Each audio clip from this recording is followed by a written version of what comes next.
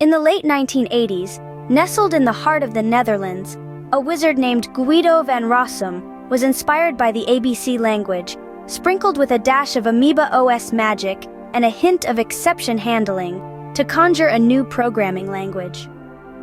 Guido, an avid fan of the Monty Python's Flying Circus by the BBC, sought a name that was short, unique, and slightly mysterious.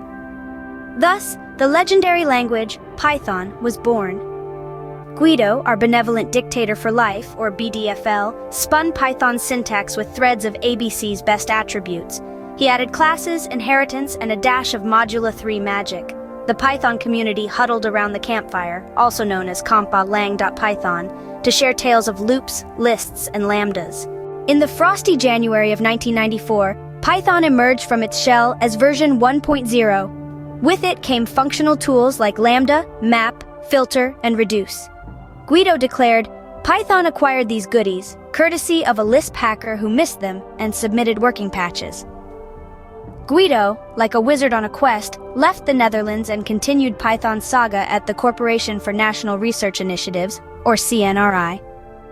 By version 1.4, Python wielded keyword arguments, complex numbers, and a cloak of name mangling for data hiding. As Python grew, it faced a cosmic dilemma. Python 2.x or Python 3.x? The fan bases clashed like rival wizard schools. But fear not. Python 3.12.1 now reigns as the latest stable version, uniting the realms.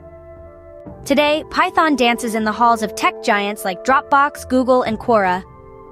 Its elegance and simplicity enchant developers worldwide.